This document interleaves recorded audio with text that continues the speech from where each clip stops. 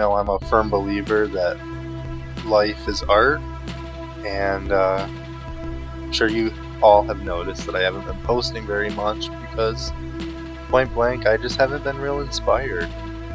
I've slowly been, thinking about what I can do to take care of myself and getting out and being more social and just getting out of the house more. Doing things on my own. Independence. That was a big thing for me. And I wanted this year to be different, so I made it happen. I dipped into some of my savings that I've been putting in a shoebox. And, I went down to Tractor Supply and I got this little mini Jeep looking thing. I call it my Bimbo Pony. It started as Scoot Magoo, but, I'm kind of feisty, and Bimbo Pony seems to match my style better than Scoot Magoo. I love calling it a pony because, especially up my road, there's a lot of, big real Jeeps, and then there's my little one. And so, against all those stallions, you have my little pony, and it's just been so wonderful. Honestly, can't believe it took me so long to get something like that.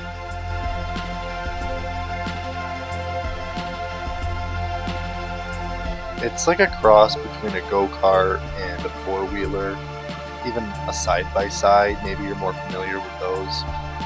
But it doesn't go very fast, okay? It maybe hits 30 miles an hour. Couldn't tell you for sure because it is in kilometers. The speedometer is in kilometers, which is so silly. It reads like it's supposed to be miles per hour, but it's actually in kilometers. So it's just been incredibly freeing to get out, and one of the things that I really wanted to do was to be able to take my dog Flipsy for rides, and just get him out of the house too, because I'm sure it gets depressing just waking up to sleep in your little dog bed every day. I'll admit I'm not the most physically active, so and that was the thing. Before I got the mini Jeep, I actually wanted a bike, a recumbent bike, but I don't know what it is about gatekeeping accessibility equipment from disabled individuals that need it. Even though disabled individuals, especially those that are on Social Security disability, make a fraction of the income that is required to buy some of these bikes.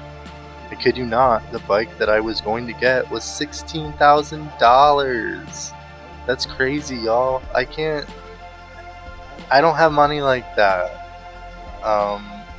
So for a while I was like, well, maybe I can get a grant or something like that, or maybe a GoFundMe. And then I got to thinking, this is like really unethical to expect people with disabilities to pay this kind of money just for simple mobility. That's such a joke. And I decided that I really wanted no part of it. And the same thing is so for driving in Pennsylvania. There's only one driving school in the entire state of Pennsylvania that will take individuals with conditions like mine and accommodate vehicles for them so that they can have mobility. And that's fine and dandy, but like I mentioned, there's one school for the entire state. The waiting list is long, and it's pay to play. I want to play, but not with them. I would rather just put a couple $1,000s down on a little buggy that gets me up and down the dirt road every now and then. And I deserve that. I don't deserve to just be sitting around watching my days go by. That is awful. But there's a lot of disabled individuals that do that because they feel that there's nothing else they can do. It's very limiting being disabled in America. And so, I'm a little bit of a rebel with a cause. And so I say fuck the system. I'm gonna ride if I want to ride. And even if I did get fined that's still much less money than I would have to pay to get a license. So it's worth it to me, and I've had a great summer. And I'm sure you can see that in this piece. You know, you can see all the beautiful colors, and I really tried to get that midday effect because that's when I was out riding that day. You know, I started that piece in early summer, I think in May, and it was just starting to get warm out, and it was my first time riding on that road, and I came down the path and I was like, oh my gosh, I'm so lucky to live where I do. It's gorgeous here. You know, the clouds were just rolling over the hills, the picturesque farm and pond. It's all so special, and it all just makes me feel so grateful for all that I do have. You know, so that's really what this piece is about, and I'm so excited that I could share a little bit about, you know, what got me to this point. And this ain't it.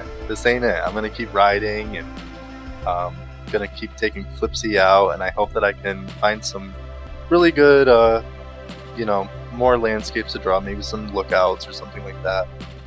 And I do have a plan to put a hitch on the back of the little Jeep and make a little art cart and take it down to the general store. I'm hoping to start doing that by next spring. So yeah, it's really opened up a whole new world of possibilities for me, and I'm so happy I did what I did.